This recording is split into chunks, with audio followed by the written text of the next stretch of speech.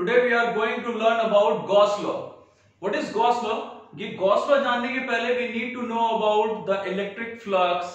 Electric flux जानने के लिए we need to know about electric field and electric field lines. Basically, what is electric field? As the term sounds, field का मतलब क्या? जगह, space, region around a charge. मान लेते हैं ये हमारे पास एक पॉजिटिव चार्ज है, इसके अगल बगल का स्पेस जिसमें अगर किसी भी दूसरे किसी चार्ज को, वो पॉजिटिव चार्ज हो, नेगेटिव चार्ज हो, कैसा भी नेचर हो चार्ज का, अगर किसी भी दूसरे चार्ज को हम इस स्पेस के अंदर लाएं, then that charge will experience some force. जैसे मान लो हम इसे बोलते हैं चार्ज Q1, ये पॉजिटिव चार्ज. अब इस पॉजिटिव चार्ज Q1 के अगल बगल जो ये स्पेस हमें दिख रहा है, जो रीजन हमें दिख रहा है, जिस रीजन में, जिस स्पेस में अगर किसी दूसरे चार्ज को, मान लेते हैं हम Q2 चार्ज को, ये भी पॉजिटिव चार्ज है, प्लस Q2 चार्ज को हमने इस रीजन में लाके प्लेस कर दिया, इस रीजन में खींच के ले आए इसे, तो इस रीजन में लाने पे क्या होगा? Obviously you know about it कि ये दोनों पॉजिटिव चार्जेस है, so both of them will repel each other. ये सब तुम्हें पता है. सो अगर इस स्पेस में, इस रीजन में अगर हम किसी भी दूसरे चार्ज को लाते हैं, then this charge Q2 it will experience some force. ये रिपल्सिव फोर्स एक्सपीरियंस करेगा. मान लेते हैं अगर ये Q2 चार्ज हमने नेगेटिव लिया होता, then there will be attraction between Q1 and Q2 charge. So basically what is electric field? It is the space, it is the space, it is the region around any charge. किसी भी charge के अगल बगल का जो space है, जिसमें किसी भी दूसरे चार्ज को अगर तुम लाते हो तो वो चार्ज फोर्स एक्सपीरियंस करता है. वो रिपल्सिव फोर्स भी एक्सपीरियंस कर सकता है या अट्रैक्टिव फोर्स भी एक्सपीरियंस कर सकता है. जैसे यहां पे हमने अभी Q2 चार्ज के बारे में बात किया था. तो कोई भी दूसरा चार्ज जिस स्पेस में, जिस रीजन में कोई भी दूसरा चार्ज अगर फोर्स एक्सपीरियंस करता है, उस स्पेस को हम बोलते हैं इलेक्ट्रिक फील्ड. सो ये जो हमारा स्पेस है, Q1 चार्ज के अगल बगल का जो स्पेस है, इसे हम बोलते हैं electric field for this charge Q1. Okay. Now what is electric field line? Electric field line जैसा कुछ होता नहीं, वो हमें दिखता नहीं. It is not visible to us. ये हमारा imagination है, ये हमारा assumption है. ये represent करते हैं हम इससे इलेक्ट्रिक फील्ड को. किसी भी जगह पे अगर हमें दिखे कि इलेक्ट्रिक फील्ड लाइंस का नंबर ज्यादा है, it means that they are denser. अगर इलेक्ट्रिक फील्ड लाइन का डेंसिटी ज्यादा है कहीं पे, it means that कि वहां का इलेक्ट्रिक फील्ड का स्ट्रेंथ बहुत ज्यादा है. अगर मान लो मैं कम कर देता हूं, ये इलेक्ट्रिक फील्ड लाइंस का नंबर कम कर दिया, अब इलेक्ट्रिक फील्ड लाइंस का नंबर कम दिख रहा है, मतलब the density of electric field lines is lesser. It means that यहां का इलेक्ट्रिक फील्ड का स्ट्रेंथ कम है. One more interesting part about this electric field line is that ये इलेक्ट्रिक फील्ड लाइन, ये मत समझना कि सर ने लाइन बोला मतलब ये हमेशा स्ट्रेट ही होगा. इलेक्ट्रिक फील्ड लाइन ये स्ट्रेट भी हो सकता है या फिर ये कर्व भी हो सकता है. It's very simple. When you were in class 9 you got to learn about magnetic field lines. अगर नहीं किसी का कोई दिक्कत नहीं, जैसे हम इलेक्ट्रिक फील्ड लाइन बोल रहे हैं क्योंकि ये चार्ज के अगल बगल के स्पेस के बारे में बात कर रहे हैं, वैसे ही अगर किसी मैग्नेट के अगल बगल के स्पेस के बारे में बात करेंगे तो हम उसे मैग्नेटिक फील्ड बोलेंगे, जिसमें किसी दूसरे मैग्नेट को कोई फोर्स एक्सपीरियंस करना पड़े. और वैसे ही मैग्नेटिक फील्ड लाइंस. खैर अभी हमें इलेक्ट्रिक फील्ड लाइंस के बारे में समझना. So these electric field lines, अब इससे हमें और क्या पता चल सकता है? जैसे हमें यहां दिख रहा है कि ये तो सर कर्व है, तो अगर हमसे बोला जाए कि इस पॉइंट पे इलेक्ट्रिक फील्ड का डायरेक्शन क्या है, electric field is a vector quantity, तो अगर हमसे पूछा जाए कि एग्जैक्टली इस पॉइंट, मान लो ये पॉइंट ए पे इलेक्ट्रिक फील्ड का डायरेक्शन क्या है, तो हम क्या कर सकते हैं? डायरेक्शन तो तुम्हें पता है कि डायरेक्शन एक इंस्टेंट पे, एक मोमेंट ऑफ टाइम पे डायरेक्शन एक ही हो सकता है, किसी भी पार्टिकल, किसी भी बॉडी का. तो यहां हमसे डायरेक्शन के बारे में पूछा जा रहा है. किसके डायरेक्शन के बारे में? इलेक्ट्रिक फील्ड के डायरेक्शन के बारे में. तो इलेक्ट्रिक फील्ड के डायरेक्शन के लिए हम क्या करेंगे? यहां एक टेंजेंट ड्रॉ करेंगे. It's very simple. Direction find करने के लिए इलेक्ट्रिक फील्ड का किसी भी पॉइंट पे क्या करेंगे? उस पॉइंट से एक टेंजेंट ड्रॉ करेंगे. या मान लो हमसे पूछा गया कि इसी कर्व के, इसी इलेक्ट्रिक फील्ड लाइन पे की हेल्प से हमें बताओ कि इस पॉइंट पे, इस पॉइंट, मान लो ये पॉइंट बी पे इलेक्ट्रिक फील्ड का डायरेक्शन क्या है, तो क्या करेंगे? इस पॉइंट से एक टेंजेंट ड्रॉ कर लेंगे. So this electric field line it is also important for us to know the direction of electric field at any given point. किसी भी पॉइंट पे अगर इलेक्ट्रिक फील्ड के बारे में पूछा गया तो हम उस पॉइंट से एक टेंजेंट ड्रॉ कर लेंगे. It's very simple. So now we know about electric field and electric field lines. Now we can move to the term electric flux. Electric flux,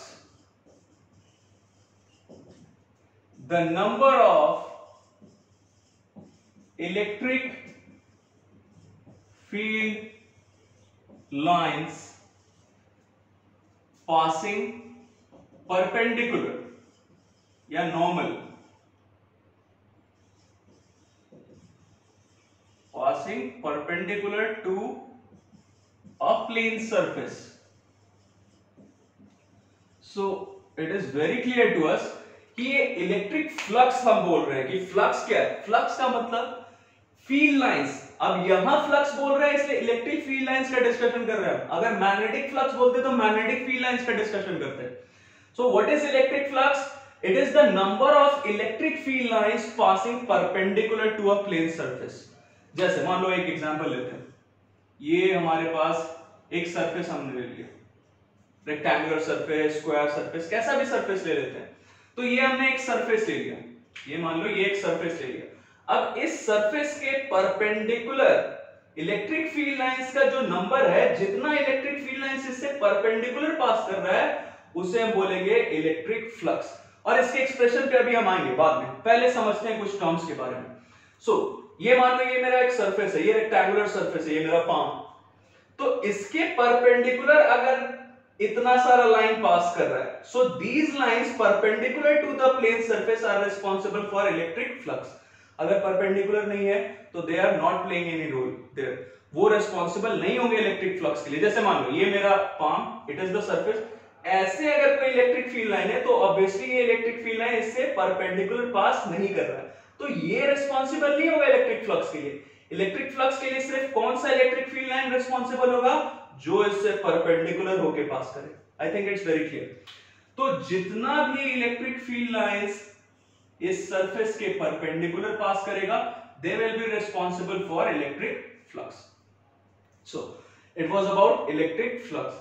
अब ये इलेक्ट्रिक फ्लक्स का एक्सप्रेशन क्या होता है सर, कैसे find करेंगे इलेक्ट्रिक फ्लक्स? वैसे मैं अभी तुम्हें ये बता देता हूं, सिर्फ इसका एक्सप्रेशन लिख देता हूं, बट ये एक्सप्रेशन ही क्यों यूज करते हैं हम, ये क्यों आया, कैसे आया, ये समझेंगे हम इसके बारे में. ये डेल्टा साइन जहां भी तुम्हें दिखे, डेल्टा का मतलब होता है चेंज. वैसे हम यहाँ पे डेल्टा का यूज कर रहे हैं वेरी स्मॉल चेंज, अगर बहुत कम, बहुत अगर क्वांटिटी बहुत छोटा सा है, बहुत कम है, तो हम डेल्टा साइन का यूज करेंगे. तो ये डेल्टा फाई या इलेक्ट्रिक फ्लक्स को हम रिप्रेजेंट करते हैं इस साइन से, इस सिंबल से, that is phi. So electric flux अगर बहुत छोटा क्वांटिटी है इलेक्ट्रिक फ्लक्स का, अगर हम किसी बहुत छोटे से एरिया के बारे में बात कर रहे हैं, तो हम ये डेल्टा साइन का यूज करेंगे. इसका एक्सप्रेशन पहले मैं लिख देता हूं. It is defined as phi, यहां दिख रहा है ये इलेक्ट्रिक फ्लक्स के लिए सिंबल. डेल्टा फाई मतलब वेरी स्मॉल क्वांटिटी है ना. ये इलेक्ट्रिक फील्ड के लिए हम यूज करते हैं symbol E, you know about that. And delta S यहां पे क्या है, इसके बारे में हम भी जानते हैं. इसे हम बोलते हैं एरिया वेक्टर. डेल्टा एस या डेल्टा ए, और इसके ऊपर ये जो एरो दिया हुआ है, इसका मतलब तुम्हें समझ में आ गया होगा. It is a vector quantity. अब ये एरिया वेक्टर है क्या, ये हम समझते हैं. एरिया वेक्टर ना मैं यहां डिफाइन करता हूं एरिया वेक्टर को. तुम सोचोगे सर आज तक तो हमने एरिया के बारे में पढ़ा था, एरिया फाइंड करते हैं ट्रायंगल का, स्क्वायर का, सर्कल का, किसी का भी, तो वो सब हमें पता था. Now we need to know about area vector. क्या होता है ये एरिया वेक्टर, समझते हैं बहुत आसान से एग्जांपल से. मान लो हमने इधर एक्स एक्सिस, वाई एक्सिस और ये जेड एक्सिस ले लिया.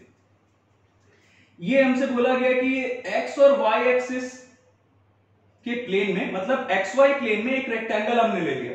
अब हमसे अगर एरिया से बोला जाता तब तो हम क्या करते हैं, इसका लेंथ और ब्रेड्थ दोनों को मल्टीप्लाई करते हैं, वी आर डन, हमारा एरिया आ गया. अब ये एरिया वेक्टर क्या है, it is the cross product. You know about cross product, class 11th के स्टार्टिंग में ही तुमने डॉट प्रोडक्ट और क्रॉस प्रोडक्ट दोनों के बारे में पढ़ा है, सीखा है तुमने. सो दिस एरिया वेक्टर, ये एरिया वेक्टर, मान लो एरिया वेक्टर को हम इससे डिनोट करें, डेल्टा एस, इससे, ये एस से डिनोट कर रहे हैं, कहीं कहीं पे ए से भी डिनोट कर सकते हैं, कोई दिक्कत नहीं, but in general delta S से हम डिनोट करते हैं. तो ये इसके ऊपर ये एरो दिख रहा है, मतलब ये वेक्टर क्वांटिटी हो गया सर, ये तो तुम्हें पता है. अब ये एरिया वेक्टर को हम डिफाइन कैसे कर रहे हैं भाई, अभी चलो ये डेल्टा हटा देते हैं क्योंकि इन जनरल हम बात कर रहे हैं. ये S ले लिया हमने, तो ये S जो एरिया वेक्टर है ये है क्या, ये जो हमारा साइड्स है, ये बस एक एग्जांपल ले रहे हैं हम रेक्टेंगल का, तुम किसी का भी ले सकते हो, स्क्वायर, सर्कल, ट्रायंगल, किसी का भी। तो ये हमें दिख रहा है कि सर इसका लेंथ, ये जो रेक्टेंगल है इसका लेंथ किधर है, अलोंग एक्स एक्सिस। मान लो इसे हम वेक्टर ए से डिनोट कर रहे हैं, लेंथ जो है रेक्टेंगल का इसे हम वेक्टर ए से डिनोट कर रहे हैं अलोंग एक्स एक्सिस। या इसकी जगह और क्या लिख सकते हैं, और ए इसका मैग्नीट्यूड हो गया, और डायरेक्शन किसके अलोंग है, एक्स एक्सिस के अलोंग, तो आई कैप का यूज कर रहे हैं। आई कैप मतलब unit vector along x axis. ना ये हमारा जो ब्रेड्थ है, जो विड्थ है रेक्टेंगल का, ये रेक्टेंगल का विड्थ हमने किसके अलोंग लिया है, अलोंग वाई एक्सिस। तो मान लो इसको हम वेक्टर बी से डिनोट कर रहे हैं, या फिर क्या लिख सकते हैं, बी इसका मैग्नीट्यूड और जे कैप ले लिया क्योंकि ये वाई एक्सिस के अलोंग है, इस डायरेक्शन में, इस डायरेक्शन में हमारा विड्थ है रेक्टेंगल का और इस डायरेक्शन में लेंथ है ना। अगर हमसे पूछा गया कि इसका एरिया वेक्टर क्या है, इस रेक्टेंगल का या स्क्वायर का या ट्रायंगल का, किसी भी फिगर का एरिया वेक्टर क्या है, तो हम क्या करेंगे, एरिया वेक्टर होता है क्रॉस प्रोडक्ट, इन दोनों का, लेंथ और ब्रेड्थ दोनों का क्रॉस प्रोडक्ट अगर हम फाइंड करें तो हमें इसके एरिया वेक्टर के बारे में पता चल जाएगा। Now you know about this thing कि ये जो हमारा वेक्टर एस वेक्टर है, एरिया वेक्टर, ये किसके इक्वल है, cross product of vector A and vector B. और ये तुम्हें पता है कि इन दोनों का जो क्रॉस प्रोडक्ट है वो इंडिविजुअली वेक्टर ए के भी परपेंडिकुलर होगा और वेक्टर बी के भी परपेंडिकुलर होगा, ये तुम्हें पता है। अब हमें ये दिख रहा है, चलो इस बोर्ड की हेल्प से समझते हैं। ये हमारा लेंथ वेक्टर ए, ये हमारा ब्रेड्थ विड्थ हो गया, ये हमारा वेक्टर बी। अब इन दोनों का अगर हम क्रॉस प्रोडक्ट फाइंड करें, vector A cross vector B, इन दोनों का क्रॉस प्रोडक्ट अगर फाइंड करें तो जो रिजल्ट आएगा इसका, जो वेक्टर एस आएगा, ये एरिया वेक्टर, ये इन दोनों के, ए के भी परपेंडिकुलर होगा और बी के भी, मतलब कुछ इस डायरेक्शन में होगा। It's very clear to you, ये ए ये बी, तो ए क्रॉस बी जो आएगा हमारा वो ए के भी परपेंडिकुलर होगा और बी के भी परपेंडिकुलर होगा, मतलब ये कुछ इसका एरिया वेक्टर ऐसा आएगा। मतलब ये जो हमारा xy प्लेन है, xy प्लेन के परपेंडिकुलर, मतलब ये भी तुम बोल सकते हो कि या तो z एक्सिस के अलोंग या z एक्सिस, मतलब yz जो हमारा प्लेन है ये yz प्लेन के पैरेलल होगा, ऐसा हम बोल सकते हैं ना। इसके एग्जांपल से ही समझते हैं। ये रहा हमारा वेक्टर ए, ये वेक्टर बी, तो ए वेक्टर बी, ए वेक्टर और बी वेक्टर का जो क्रॉस प्रोडक्ट है, मतलब एरिया वेक्टर जो है वो इसके परपेंडिकुलर हो।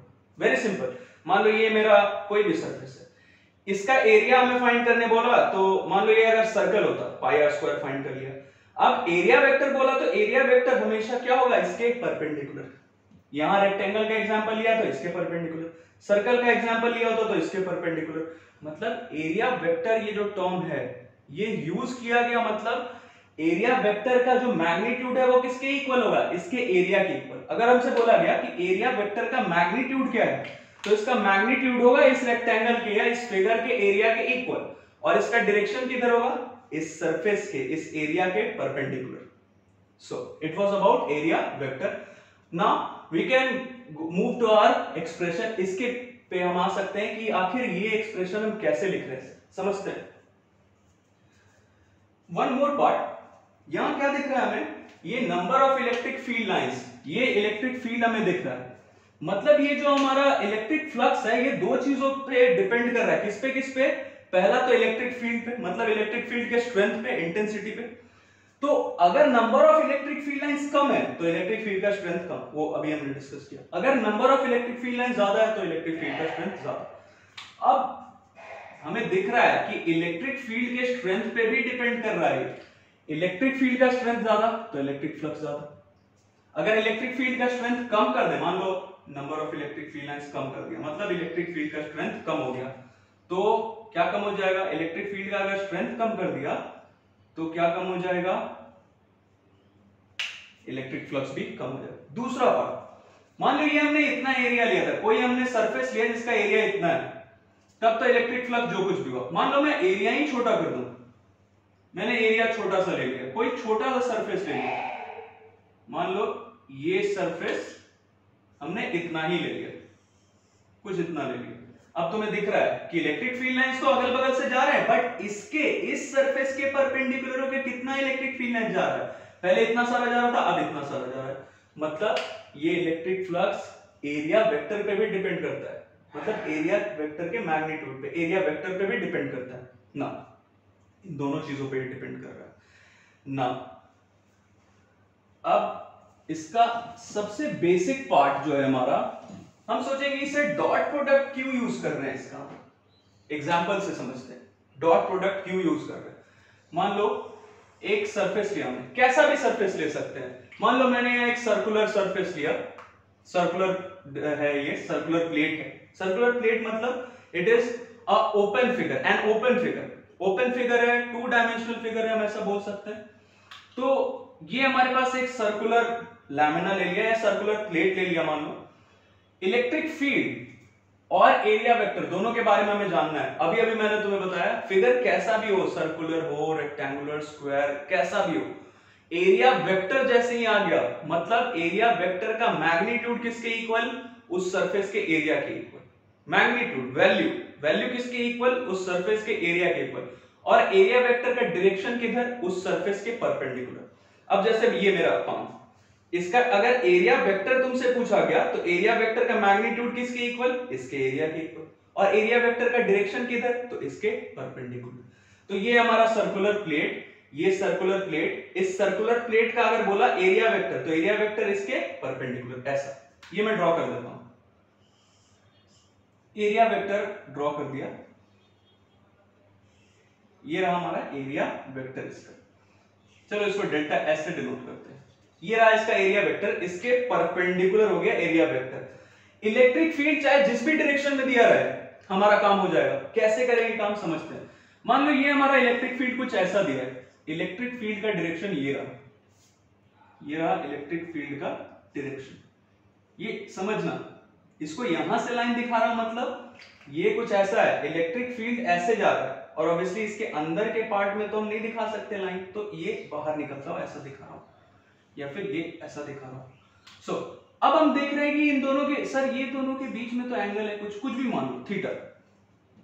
ये रहा हमारा इलेक्ट्रिक फील्ड और ये रहा हमारा एरिया वेक्टर, इन दोनों के बीच का एंगल है थीटा। अब मान लो ये जो हमारा इलेक्ट्रिक फील्ड है इसका मैग्नीट्यूड मान लो E, और ये जो हमारा एरिया वेक्टर है इसका मैग्नीट्यूड मान लो डेल्टा एस। मतलब मैग्नीट्यूड मतलब अब डायरेक्शन से मतलब नहीं है, ये हमने इसका मैग्नीट्यूड लिख दिया डेल्टा एस और ये ई। ना मैंने क्या बताया था तुम्हें, इलेक्ट्रिक फ्लक्स, ये देखो number of electric field lines passing perpendicular to a plane surface. अब ये तो तुम्हें दिख रहा है कि सर एरिया वेक्टर तो आपने इसके परपेंडिकुलर ड्रॉ कर दिया है, बट ये सर इलेक्ट्रिक फील्ड जो है, इलेक्ट्रिक फील्ड लाइन जो ये जा रहा है ये तो इसके परपेंडिकुलर नहीं, ये तो कुछ ऐसा एंगल बना रहा है ऐसा। ये ऑब्वियसली ये परपेंडिकुलर नहीं, परपेंडिकुलर कौन है? Area vector. ध्यान रखना एरिया वेक्टर कैसा भी फिगर हो हमेशा एरिया वेक्टर उसके परपेंडिकुलर ही होगा। But sir electric field line तो परपेंडिकुलर नहीं दिख रहा है, ये तो कुछ ऐसा एंगल बना रहा है इसके साथ, कुछ भी बना रहा है, थीटा बना रहा है ना। अब तुम्हें पता है क्या करना होगा, इलेक्ट्रिक फ्लक्स के लिए सिर्फ कौन सा इलेक्ट्रिक फील्ड लाइन रिस्पॉन्सिबल होता है? जो इसके परपेंडिकुलर है, और ये तो परपेंडिकुलर है ही। तो हम क्या करेंगे, ये जो हमारा इलेक्ट्रिक फील्ड इस डायरेक्शन में है इसका कंपोनेंट फाइंड करेंगे इस डायरेक्शन, मतलब परपेंडिकुलर डायरेक्शन में फाइंड करेंगे। मतलब हम ऐसा भी बोल सकते हैं कि एरिया वेक्टर के डायरेक्शन में हम इलेक्ट्रिक फील्ड का कंपोनेंट फाइंड कर रहे हैं, पार्ट फाइंड कर रहे हैं। तो ये इलेक्ट्रिक फील्ड का कंपोनेंट पार्ट फाइंड कर लेंगे हम किसके डायरेक्शन में? एरिया वेक्टर के डायरेक्शन में। तो ये क्या होगा, ये मैं करके दिखा देता हूं तुम्हें क्या करते हैं कंपोनेंट फाइंड करने के लिए। वैसे ये सब किया हुआ है तुमने, इट्स वेरी सिंपल। तो ये हमारा थीटा है, इसका कंपोनेंट इस डायरेक्शन में फाइंड करना। तो ये थीटा है तो कॉस का रिलेशन लेंगे, तो ये क्या हो जाएगा? E cos थीटा ना। अब दोनों सेम डायरेक्शन में, डेल्टा एस मतलब एरिया वेक्टर तो इसके परपेंडिकुलर था ही सरफेस के, और अब जो ये इलेक्ट्रिक फील्ड का हमने जो कंपोनेंट ले लिया E cos थीटा, ये भी इसके परपेंडिकुलर ही है। तो हम क्या लिख सकते हैं इसे, तुम्हें डॉट प्रोडक्ट के बारे में पता है, हम इसे क्या लिख सकते हैं? E delta S cos theta. तो ये डॉट प्रोडक्ट का मतलब यही होता है, E डॉट डेल्टा एस का मतलब E delta S cos theta. So ये cos थीटा कैसे आया, ये हमने कैसे लिखा, ये तो मैं समझ में आ गया होगा, क्योंकि हमें इलेक्ट्रिक फील्ड का कंपोनेंट किसके डायरेक्शन में चाहिए था, एरिया वेक्टर के डायरेक्शन में, मतलब सरफेस के परपेंडिकुलर, कि ये इलेक्ट्रिक फील्ड लाइन इससे परपेंडिकुलर होके पास कर रहा है। सो वी आर डन, ये पार्ट हमारा हो गया। अब इससे रिलेटेड कुछ केसेस हम डिस्कस कर लेते हैं। मान लो केस वन, मान लो हमारे पास यही सरफेस हम ले रहे हैं, हमसे बोला गया कि एरिया वेक्टर तो नहीं भी बोला जाएगा तो हमें पता है कि ये तो इसके परपेंडिकुलर हो गए, एरिया वेक्टर हमने ले लिया इसके परपेंडिकुलर। अब हमसे ये केस बताया गया कि इलेक्ट्रिक फील्ड लाइन जो है, मतलब इलेक्ट्रिक फील्ड जो है वो भी इससे परपेंडिकुलर पास कर रहा है। इलेक्ट्रिक फील्ड का डायरेक्शन भी अगर यही हुआ, इसका मतलब क्या, इलेक्ट्रिक फील्ड और एरिया वेक्टर दोनों के बीच का एंगल ये क्या हो गया, ये जो एंगल था ये इन दोनों के बीच का एंगल कितना हो गया, 0। तो हम अगर फाइंड करने वाले हैं, ये बार बार मैं डेल्टा लिख रहा हूं, डेल्टा लिखने का मतलब क्या कि इसका जो मैग्नीट्यूड है, ये जो एरिया हम ले रहे हैं इसका मैग्नीट्यूड बहुत कम है, मतलब बिल्कुल छोटा सा एरिया हम ले रहे हैं। ये ऐसे बना के दिखा है, ये मत समझना बड़ा सा है सर, ये तो मैं ये बना के इसलिए इतना बड़ा दिखा रहा हूं ताकि ये तुम्हें क्लियरली समझ में आए। हम एक बहुत छोटे से एरिया के बारे में बात कर रहे हैं, मान लो ये पूरा बोर्ड है तो इस पूरे बोर्ड का एक छोटा सा एरिया, ये इतना सा एरिया के बारे में बात कर रहे हैं, इसीलिए हम इसको डेल्टा है और इससे जो फ्लक्स है उसे हम डेल्टा फाई से डिनोट कर रहे हैं ना। ये दोनों सेम डायरेक्शन में, सर क्या करेंगे, ई डेल्टा एस कॉस थीटा की जगह सर कॉस 0, ये क्या हो गया, ई डेल्टा एस, ये आ गया डेल्टा फाई का वैल्यू। ये पहला केस हमारा, जब सेम डायरेक्शन में हो दोनों, अगर दोनों के बीच का कुछ भी एंगल है तब तो ये हम फाइंड कर ही सकते हैं, ये थीटा का वैल्यू रखेंगे, कॉस थीटा का वैल्यू आएगा, उससे हम ये फाइंड कर सकते हैं। ये मान लो ये हमारा केस 2 हो गया, ये था केस 2, ये हमारा केस 2 हो गया जब इन दोनों के बीच का जो भी एंगल है नोन है। और ये केस 1 था हमारा, जब इन दोनों के बीच का एंगल जो है हमारा 0 है, मतलब दोनों सेम डायरेक्शन में। एक दो और केस देख लेते हैं, केस 3 देख लेते हैं। मान लो ये सब हमारे काम आने वाला है आगे चल के, हम जो भी एग्जांपल, जो भी न्यूमेरिकल्स डिस्कस करेंगे उसमें इन सब का काम आने वाला है।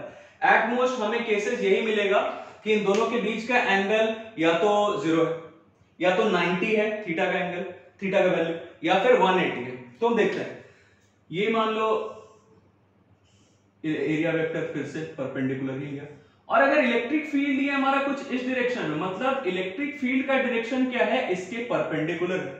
अगर इलेक्ट्रिक फील्ड का डायरेक्शन एरिया वेक्टर के परपेंडिकुलर है तो मतलब दोनों के बीच का एंगल 90, और तुम्हें पता है कि cos 90 का वैल्यू क्या होता है, ई डेल्टा एस cos 90 का वैल्यू क्या हो जाएगा, cos 90 का वैल्यू तो 0 होता है सर, तो ये हो गया 0। एक और केस देख लेते हैं, अगर दोनों के बीच का एंगल 180 है, दोनों के बीच का एंगल 180 है, मतलब क्या होगा सर, चलो यहीं पे बना देता हूं। केस 4 देखते, केस 4 में क्या होगा, ये रहा हमारा एरिया वेक्टर डेल्टा एस। अगर हमसे बोला गया कि इलेक्ट्रिक फील्ड का जो डायरेक्शन है वो कुछ ऐसा है, मतलब दोनों अपोजिट डायरेक्शंस में है, ये रहा हमारा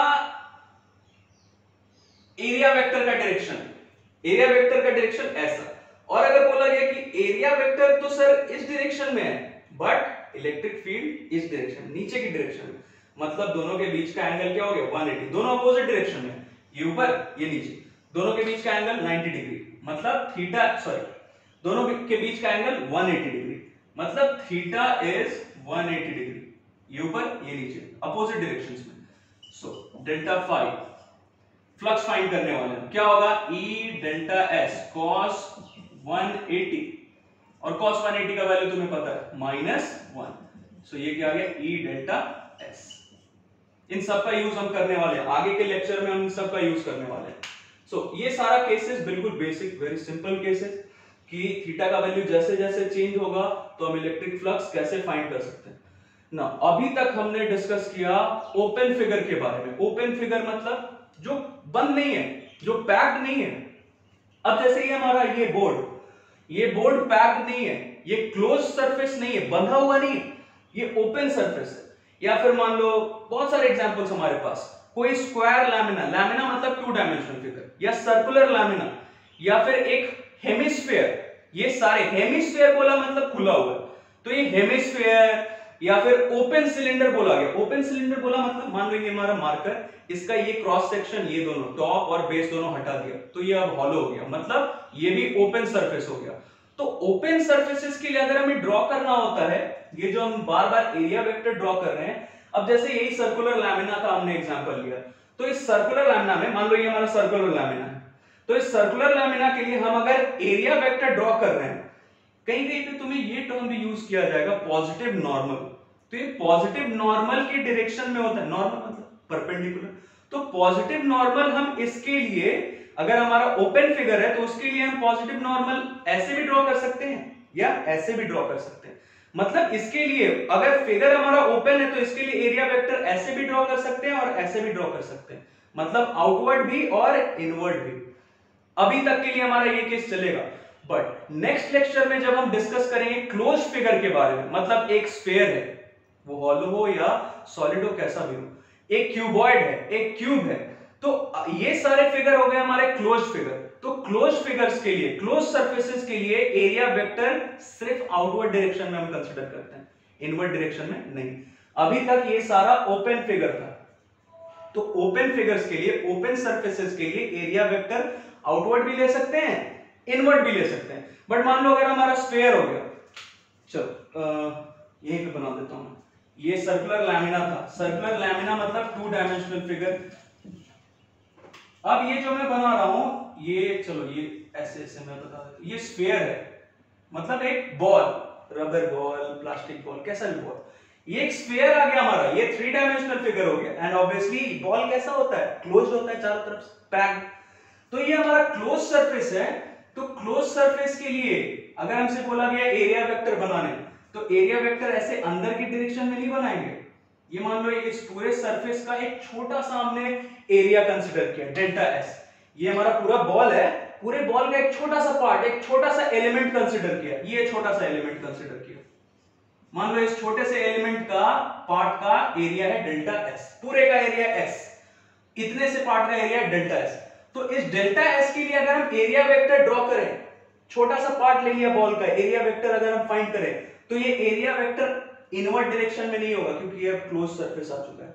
इसके लिए एरिया वेक्टर हम किधर ड्रॉ करेंगे, आउटवर्ड डायरेक्शन में, इनवर्ड डायरेक्शन में नहीं। वैसे यहां अगर एक एलिमेंट ले लिया, छोटा सा एलिमेंट, फिर से ये भी मान लो डेल्टा एस इसका वैल्यू, तो इस डेल्टा एस के लिए भी एरिया वेक्टर अंदर के डायरेक्शन में नहीं, एरिया वेक्टर सिर्फ बाहर के डायरेक्शन में। तो ये लिमिटेशन कब आएगा, when we are talking about the close surfaces. Open surface area vector outward, inward किधर भी, क्लोज सरफेसेस एरिया वेक्टर सिर्फ outward direction. We have already got the idea about electric flux through a surface.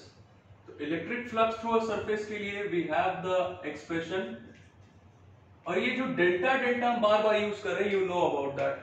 Delta मतलब we are talking about a small area, a small surface area, and the flux through the small surface area, electric flux through. Now, अब ये dot product दिख रहा है, dot product means scalar product. Now as you can see here both the quantities, electric field and the area vector, both are vector quantities. तो दो vector quantities का अगर हम डॉट प्रोडक्ट फाइंड करते हैं, स्केलर प्रोडक्ट फाइंड करते हैं, तो ये जो रिजल्ट आता है that is a scalar quantity. अब ये अगर स्केलर क्वांटिटी है, मतलब इलेक्ट्रिक फ्लक्स अगर स्केलर क्वांटिटी है, तो इसका एडिशन भी हम वैसे ही कर सकते हैं जैसे बाकी सारे स्केलर क्वांटिटीज का करते हैं, mass, time, distance, speed and all that. तो मान लेते हैं हमारे पास इस पूरे बोर्ड का इलेक्ट्रिक फ्लक्स फाइंड करने के लिए बोला जा रहा है, the electric flux through this whole surface, through this entire surface, this board. तो हम क्या कर सकते हैं, बोर्ड का मान लो ये छोटा सा पोर्शन, ये छोटा सा पोर्शन, ये छोटा सा पोर्शन, ये छोटा सा पोर्शन, ऐसा ऐसा पोर्शन हमने ले लिया, एलिमेंट ले लिया इस बोर्ड का, ऐसा ऐसा बहुत सारा एलिमेंट ले लिया, और सारे एलिमेंट से हमने फाइंड कर लिया इलेक्ट्रिक फ्लक्स। अब ये काम हम कब करते हैं, ये काम हम तब करेंगे जब या तो इलेक्ट्रिक फील्ड नॉन यूनिफॉर्म है, जैसे मान लो यहां से जो इलेक्ट्रिक फील्ड है इसका वैल्यू कुछ इवन है किसी भी डायरेक्शन में, इसका मैग्नीट्यूड E2 है, समवॉट देयर इज डिफरेंस, थोड़ा बहुत डिफरेंस है सबके इलेक्ट्रिक फील्ड में। तो अगर इलेक्ट्रिक फील्ड सारे एलिमेंट से, सारे स्मॉल एरिया से अगर इलेक्ट्रिक फील्ड अलग अलग है, मैग्नीट्यूड हल्का फुल्का सब में चेंज हो रहा है, मतलब electric field is non uniform. या फिर सरफेस अगर हमारा प्लेन नहीं है तो हम क्या कर सकते हैं, उस सरफेस का स्मॉल एलिमेंट्स कंसीडर करेंगे, सारे एलिमेंट्स का अलग अलग फाइंड करेंगे। जैसे मान लो यहां पे हमने फाइंड किया phi 1, क्या होगा,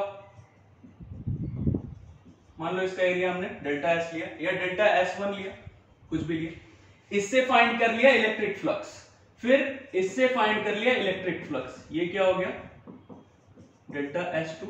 मतलब सारे एलिमेंट्स के लिए अलग अलग इलेक्ट्रिक फ्लक्स फाइंड कर लेंगे। ये मान लो इससे इलेक्ट्रिक फील्ड ऐसा कुछ E3 है, इससे हमने फाइंड कर लिया ऐसा, मतलब जितने भी इसका मान लो एरिया वेक्टर है डेल्टा S3, सबके लिए इलेक्ट्रिक फ्लक्स का वैल्यू अलग अलग फाइंड कर लिया। ऐसे ही और भी बहुत सारे एलिमेंट्स हो गए, सबका अलग अलग फाइंड किया और सबका एडिशन कर दिया। मतलब अगर electric flux through the entire board, through this entire surface हमें चाहिए तो हम क्या करेंगे, समेशन करेंगे डेल्टा फाई का, और ये डेल्टा फाई आई मैं यहां पे लिख देता हूं। आई का मतलब आई रिप्रेजेंट्स हियर 1 2 3, मतलब ऐसे जितने सारे एलिमेंट्स हमने कंसीडर किए सबके लिए हमने आई टर्म यूज किया। तो ये क्या हुआ, एक लाइन में और लिख देता हूं इसके लिए, इसका मतलब क्या हुआ delta phi 1 plus delta phi 2 plus delta phi 3 and so on. तो ये काम तो बहुत लंबा हो जाएगा, बहुत कॉम्प्लेक्स हो जाएगा। तो ये सब हम कब कर रहे हैं, जब छोटे छोटे एलिमेंट्स को हमने कंसीडर किया और सारे एलिमेंट्स से इलेक्ट्रिक फील्ड का वैल्यू मैग्नीट्यूड चेंज हो रहा है, there is little bit fluctuation, अलग अलग वैल्यूज है, मतलब नॉन यूनिफॉर्म इलेक्ट्रिक फील्ड था। अगर हमारे पास ये इंफॉर्मेशन दे दिया गया कि इलेक्ट्रिक फील्ड इज यूनिफॉर्म, हमारा काम आसान हो गया, बहुत आसान हो गया। उस कंडीशन में हम क्या करेंगे, हम इंटीग्रेशन टेक्निक का यूज कर सकते हैं। जैसे मान लो हमसे बोला गया कि we have to find the electric flux through this entire surface, through this board and electric field is uniform। Uniform मतलब हर एक एलिमेंट के लिए इलेक्ट्रिक फील्ड का मैग्नीट्यूड, इलेक्ट्रिक फील्ड का डायरेक्शन सेम। तो हमारा काम आसान हो गया। हम डायरेक्टली क्या करेंगे, फाई का वैल्यू फाइंड करने के लिए हमने इंटीग्रेट कर दिया, इसे इंटीग्रेट कर दिया किसे, E vector dot product delta S vector, मतलब इन दोनों का डॉट प्रोडक्ट का हमने इंटीग्रेशन कर दिया।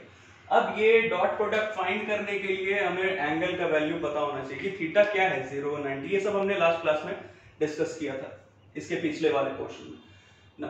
तो ये सब तो हमने अभी तक किसके लिए सीखा, ओपन सरफेस के लिए। जैसे ये बोर्ड है, obviously it is a open surface. इसके अलावा हेमिस्फीयर का मैंने एग्जांपल तुम्हें दिया था, या फिर कोई एक सिलेंडर जिसका की क्रॉस सेक्शन ना टॉप है ना बेस है, ये खाली है, हॉलो सिलेंडर है, तो ऑब्वियसली ये भी हमारा ओपन सरफेस हो गया। तो इन सब के लिए हमने ये सब डिस्कशन किया ना।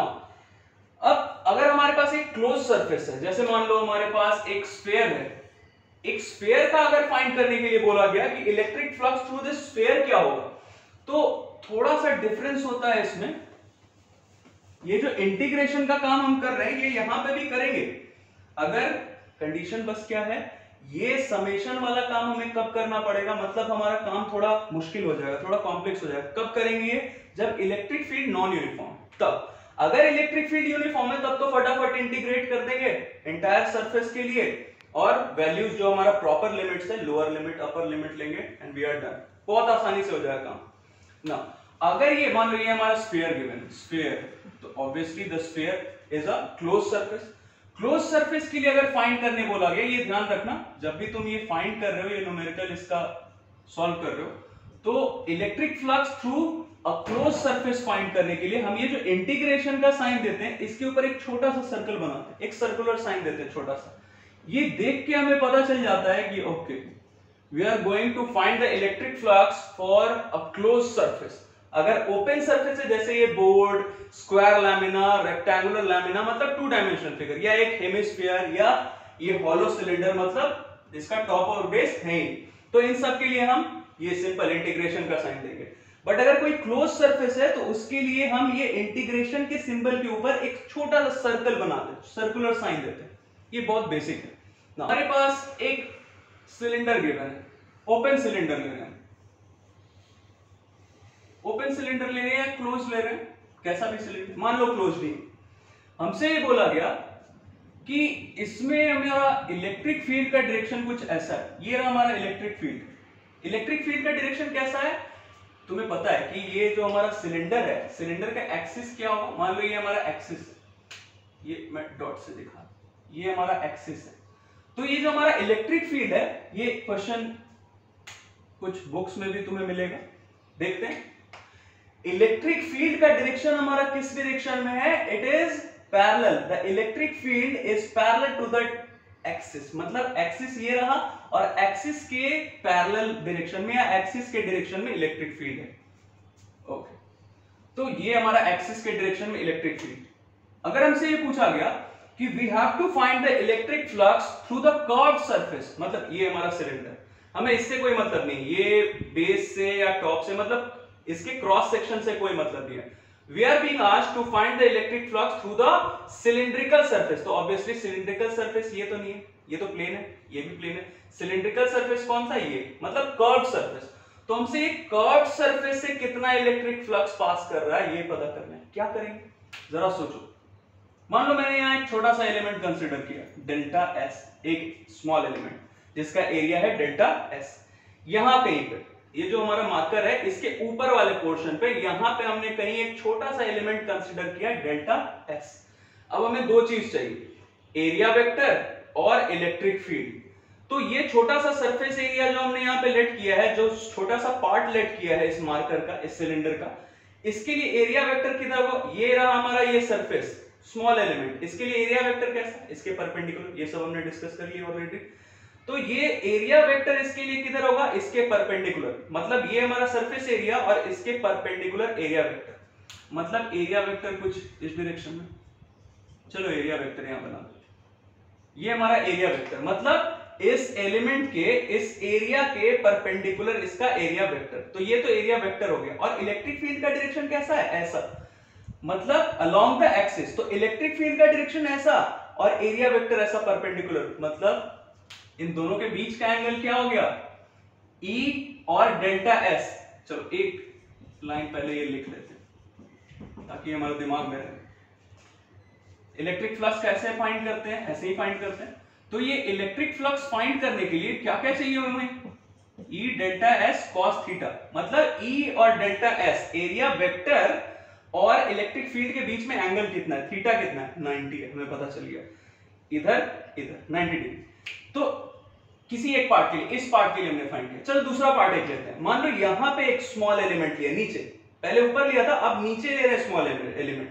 तो ये स्मॉल एलिमेंट मान लो यहां पे हमने लिया डेल्टा एस, फिर से डेल्टा एस, कुछ भी वैल्यू ले सकते हैं। यहां पे एक स्मॉल एलिमेंट लिया delta S, obviously small element यहां लिया है तो इसके लिए भी एरिया वेक्टर कैसा होगा? हमेशा एरिया जो है, जो हमने सरफेस एरिया लिया है उसके परपेंडिकुलर। तो ये रहा सरफेस एरिया, इसके परपेंडिकुलर एरिया वेक्टर। अभी भी इलेक्ट्रिक फील्ड का डायरेक्शन वही है, वो हम नहीं चेंज कर सकते। इलेक्ट्रिक फील्ड इधर, एरिया वेक्टर नीचे, अभी भी दोनों के बीच का एंगल 90 डिग्री ना। कोई भी सरफेस एरिया हम ले लें, कोई भी एलिमेंट ले ले, यहां ले ले, यहां यहां यहां, कहीं भी, सारे कंडीशंस में एरिया वेक्टर ऐसे, परपेंडिकुलर ऐसे या इस डायरेक्शन। मान लो ये सामने वाला पोर्शन, ये पोर्शन में ले लो, तो ये स्मॉल एलिमेंट लिया, इसके लिए एरिया वेक्टर फिर किधर होगा? इसके परपेंडिकुलर, मतलब इस डायरेक्शन में। और इलेक्ट्रिक फील्ड तो अभी भी इस डायरेक्शन में, मतलब अभी भी इलेक्ट्रिक फील्ड और एरिया वेक्टर इधर, मतलब दोनों के बीच का एंगल अभी भी 90 डिग्री। सो कितना भी हम एलिमेंट कंसीडर कर ले, किसी भी एलिमेंट के लिए, ये एलिमेंट का फाइंड किया, ये एलिमेंट का फाइंड किया, या सामने का कोई एलिमेंट या इधर का कोई एलिमेंट, सबके लिए अलग अलग फाइंड करके जब हम ऐड करेंगे, किसी एक एलिमेंट का पहले फाइंड कर लेते हैं, ई डेल्टा।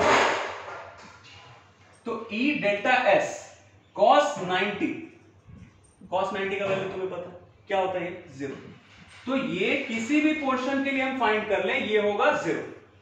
अब जितने भी हमारे पोर्शंस हैं, जितने भी एलिमेंट्स हैं, small areas, delta S delta S delta S, सबका फ्लक्स फाइंड किया और सबको ऐड कर दिया। तो flux through the entire curved surface, entire cylindrical surface, पूरे के पूरे सिलिंड्रिकल सरफेस के लिए क्या करेंगे? सारे एलिमेंट्स से जो हमारा फ्लक्स है वो ऐड करेंगे।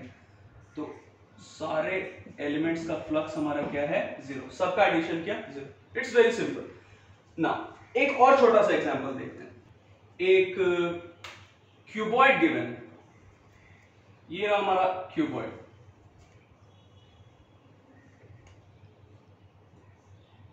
ऐसे ऐसे क्वेश्चंस रिपीटेडली तुमसे पूछे जा सकते हैं स्कूल एग्जाम्स में या कंपटीशन लेवल पे भी। ये सारे एग्जांपल्स हम इसलिए ले रहे हैं ताकि जो अभी तक हमने सीखा है उसका कॉन्सेप्ट थोड़ा और अच्छा हो जाए और क्लियर हो जाए। इसके बाद नेक्स्ट लेक्चर में will get to know about Gauss law. अभी तक हमें गॉस लॉ के बारे में कोई आइडिया नहीं, हमें नहीं पता। अभी तक हम क्या सीख रहे हैं सिर्फ कि इलेक्ट्रिक फ्लक्स क्या है, इलेक्ट्रिक फ्लक्स हम कैसे फाइंड करेंगे अगर इलेक्ट्रिक फील्ड नोन है, और ये एरिया वेक्टर हमें कैसे पता करना है, किस डायरेक्शन में होता है, ये सब हमें पता है। मान लो यहाँ पे इलेक्ट्रिक फील्ड हमारा इस डायरेक्शन में गिवन है, ये ऐसे है इलेक्ट्रिक फील्ड इस डायरेक्शन में, एंड इट इज यूनिफॉर्म। ये हमारा काम आसान कर दिया गया। इलेक्ट्रिक फील्ड इज यूनिफॉर्म मतलब इलेक्ट्रिक फील्ड हमें यहां दिख रहा है, electric field lines same direction में, मतलब इलेक्ट्रिक फील्ड का डायरेक्शन सेम है, चेंज नहीं हो रहा है। तो electric field is uniform, direction same, magnitude same. अब हमसे बोला गया that we have to find the electric flux through this cuboid. इस पूरे क्यूबॉइड से हमारा इलेक्ट्रिक फ्लक्स कितना पास कर रहा है ये पता करना है। तो ये बहुत आसान सा पार्ट है। अभी तक हमें पता चल गया कि इलेक्ट्रिक फ्लक्स हम फाइंड कैसे करते हैं। अब इसके लिए हम क्या करेंगे, हमारे पास 6 सरफेसेस हैं। इन 6 सरफेसेस से एक एक करके सारे सरफेस का हम इलेक्ट्रिक फ्लक्स फाइंड कर लें और फिर सबको लास्टली ऐड कर देंगे। यू ऑलरेडी नो कि electric flux is a scalar quantity, तो स्केलर की तरह इसको ऐड भी कर सकते हैं। एक सरफेस, 2 सरफेस, 3 सरफेस, नीचे वाला चौथा सरफेस, ये सामने का 5वां, पीछे का 6ठा सरफेस। सारे सरफेसेस से, क्यूबॉइड के 6 सरफेसेस से अलग अलग सबसे इलेक्ट्रिक फ्लक्स फाइंड कर लिया और सबको ऐड कर दिया। I will give you the example for it. जैसे मानो ये हमारे पास ये लगभग क्यूबॉइड हाँ क्यूबॉइड ही। तो ये हमारे पास सामने का सरफेस, ये इधर का सरफेस, लैटरल सरफेस, ये नीचे का, ये ऊपर का, और ये पीछे का सरफेस। 6 सरफेसेस हैं हमारे पास क्यूबॉइड के। क्यूबॉइड हो या क्यूब हो, जो कुछ भी हो, इसको चलो मान लो तुम क्यूब ही या क्यूबॉइड ही। तो इससे हमें इलेक्ट्रिक फ्लक्स फाइंड करना है। तो मान लो हम सबसे पहले इंटरेस्टेड हैं ये सामने वाले सरफेस का, ये सरफेस, ये जो सामने का सरफेस है, इससे इलेक्ट्रिक फ्लक्स कितना पास कर रहा है, इस सरफेस से। अब हमें दिख रहा है कि इलेक्ट्रिक फील्ड का डायरेक्शन तो सर ये है, इलेक्ट्रिक फील्ड तो ऐसे जा रहा है इस डायरेक्शन में, मतलब इलेक्ट्रिक फील्ड का डायरेक्शन ये, और ये हमारा सरफेस है, इसका एरिया चाहे जो कुछ भी है, चलो हम मान लेते हैं कि इसका एरिया, ये जो हमारा सामने का सरफेस है, इसका एरिया डेल्टा एस है। तो सामने का ये जो हमारा सरफेस है, इसका एरिया डेल्टा एस हमने मान लिया। तो एरिया वेक्टर इसका कैसे होगा ये हमें पता है। ये रहा एरिया, ये रहा सरफेस, तो इसके लिए एरिया वेक्टर कैसा होता है, इस सरफेस के परपेंडिकुलर। तो एरिया वेक्टर हो गया इधर, मतलब आउटवर्ड डायरेक्शन में, ये बाहर की तरफ। एरिया वेक्टर हमारा इधर और इलेक्ट्रिक फील्ड इधर। समझना बहुत आसान है। इलेक्ट्रिक फील्ड का डायरेक्शन कैसा है, ऐसा, और एरिया वेक्टर ये परपेंडिकुलर होता है हमेशा सरफेस के। तो इन दोनों के बीच का एंगल कितना हुआ, इलेक्ट्रिक फील्ड इधर और एरिया वेक्टर इधर, दोनों के बीच का एंगल 90। वैसे ही ये जो हमारा पीछे का सरफेस है क्यूब का या क्यूबॉइड का, जो पीछे का सरफेस है, तो पीछे के सरफेस के लिए भी एरिया वेक्टर कैसे हुआ, इसके परपेंडिकुलर, मतलब इस डायरेक्शन में एरिया वेक्टर। और इलेक्ट्रिक फील्ड तो अभी भी ऐसे, मतलब ये आगे का सरफेस या पीछे का सरफेस, दोनों के लिए हमारा थीटा का वैल्यू, मतलब इलेक्ट्रिक फील्ड और एरिया वेक्टर के बीच का वैल्यू 90। तो पहले हम फाइंड कर ही लेते हैं। मान लो ये आगे का सरफेस का हमने फाइंड किया, इसको हम बोल रहे हैं फाई डेल्टा 1। मैं लिख दे रहा हूं फ्रंट सरफेस, और डेल्टा 2, ये इसका वैल्यू डेल्टा 2 के ही इक्वल होगा। क्यों होगा तुम्हें अभी पता चल गया, क्योंकि दोनों केसेस में इलेक्ट्रिक फील्ड और एरिया वेक्टर के बीच का एंगल 90, और ये बैक सरफेस, दोनों के लिए वैल्यू हम फाइंड कर लेते हैं। क्या होगा, इलेक्ट्रिक फील्ड हमें बता दिया गया, इट इज यूनिफॉर्म, और दोनों सरफेसेस का हमने एरिया वेक्टर ले लिया डेल्टा एस। तो दोनों के बीच का एंगल हमें पता चल चुका है, कितना है, दोनों के बीच का एंगल है 90 डिग्री। एरिया वेक्टर इधर परपेंडिकुलर सरफेस के, और इलेक्ट्रिक फील्ड तो ऐसे ही है, सारे सरफेसेस के लिए इलेक्ट्रिक फील्ड इधर ही है, दोनों के बीच का एंगल 90, मतलब इन दोनों का वैल्यू हो गया 0। अब हम आते हैं दूसरे सरफेस पे। किस सरफेस पे आते हैं सर? अब हम ये और ये का तो पता चल गया, अब हम लेटरल सरफेसेस पे आते हैं, मतलब ये सरफेस और ये सरफेस। अब हमें ये दिख रहा है कि ये सरफेस अगर लेते हैं तो इसके लिए एरिया वेक्टर कैसा होगा? ऐसे। सरफेस ये है तो इस सरफेस के लिए एरिया वेक्टर इसके परपेंडिकुलर होगा, मतलब इस डायरेक्शन में, और इलेक्ट्रिक फील्ड भी सर इसी डायरेक्शन में।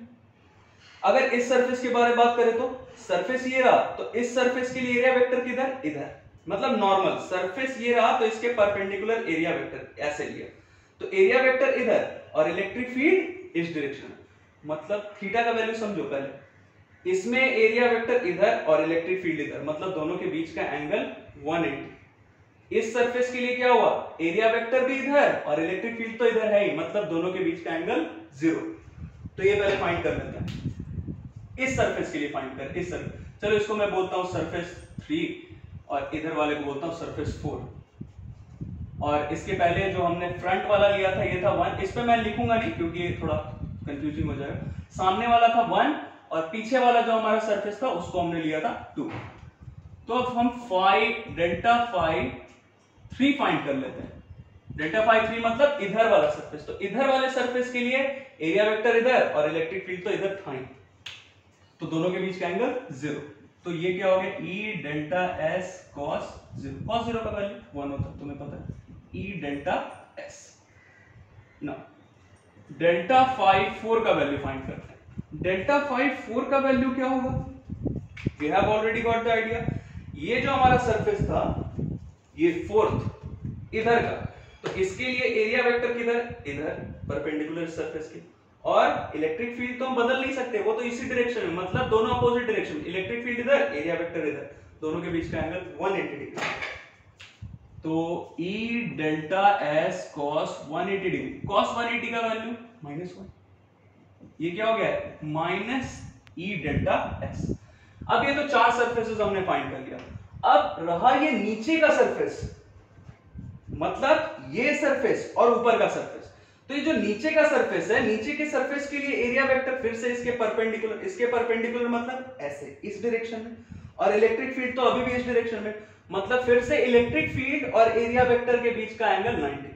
अब आ जाते हैं इस ऊपर वाले सरफेस पे।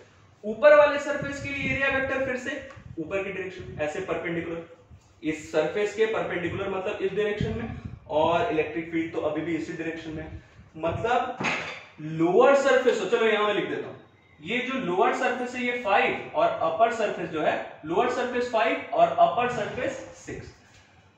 तो डेल्टा फाई 5, इसमें भी इलेक्ट्रिक फील्ड और एरिया वेक्टर नीचे, इलेक्ट्रिक फील्ड इधर 90 डिग्री। ई डेल्टा एस कॉस 90, कॉस 90 0, ये हो गया 0। डेल्टा फाई 6, डेल्टा फाई 6 के लिए क्या हो जाएगा वैल्यू? वही वैल्यू, क्योंकि डेल्टा फाई 6 के लिए ये रहा सरफेस के perpendicular area vector, electric field इधर, मतलब फिर से ये हो गया cos 90। अब तुम्हें दिख रहा होगा कि क्या होने वाला है? Electric flux through this entire surface, मतलब थ्रू दिस क्यूबॉइड या थ्रू दिस क्यूब, जो कुछ भी है, तो क्या हो जाएगा इसके लिए? 5 सबको ऐड कर दिया। अभी हमने ये सीखा था कि स्केलर क्वांटिटी है इलेक्ट्रिक फ्लक्स, तो इसका एडिशन भी वैसे ही करेंगे जैसे स्केलर क्वांटिटीज का होता है, मास, डिस्टेंस, टाइम, सबका। तो ऐड कर लेते हैं सबको, सबका एडिशन किया, डेल्टा फाई आई मैं यहां लिख रहा हूं, तुम्हें पता है आई मतलब 1 2 3 4 5, सबका एडिशन करेंगे तो क्या होगा? डेल्टा फाई 1 का या डेल्टा फाई 2 का वैल्यू 0 0, डेल्टा फाई 3 का वैल्यू ई डेल्टा एस और डेल्टा फाई 4 का वैल्यू माइनस ई डेल्टा एस। तो ये प्लस माइनस कैंसिल, कट गया 0 फिर से, और ये तो 0 है ही, मतलब क्या हो गया? Electric flux through this entire cuboid या क्यूब, ये हो गया 0। तो अभी तक हमें ये पता चला कि सरफेस हमारे पास अगर गिवन है और इलेक्ट्रिक फील्ड अगर गिवन है, तो हम इलेक्ट्रिक फ्लक्स कितना उससे पास कर रहा है उस सरफेस से ये पता कर सकते हैं। बट अभी तक गॉस लॉ का कोई भी डिस्कशन हमने नहीं किया है। गॉस लॉ हमारे काम को आसान कर देगा, क्योंकि इतना कुछ फिर करने की जरूरत ही नहीं होगी। अभी हमें गॉस लॉ का कोई आइडिया नहीं है, तो हम एक एक सरफेस का फाइंड कर रहे हैं, फिर सबको ऐड कर रहे हैं, तब जाके हमारा रिजल्ट आ रहा है। बट गॉस लॉ जब हम एक बार सीख जाएंगे, तो गॉस लॉ सीखने के बाद बस we should have the knowledge कि इस सरफेस के अंदर नेक्स्ट वीडियो में, नेक्स्ट लेक्चर में ये सारा कुछ हम डिस्कस कर लेंगे। You will get the idea about Gauss law. तो गॉस लॉ में अगर हमारे पास सिर्फ चार्ज पता है कि उस सरफेस के अंदर चार्ज कितना है, क्लोज सरफेस के अंदर चार्ज कितना है, क्योंकि गॉस लॉ हम सिर्फ क्लोज सरफेस में अप्लाई कर सकते हैं, ओपन सरफेस में अप्लाई नहीं कर सकते। तो अगर चार्ज के बारे में पता है तो we can easily find the electric flux passing through that entire surface, through that close surface.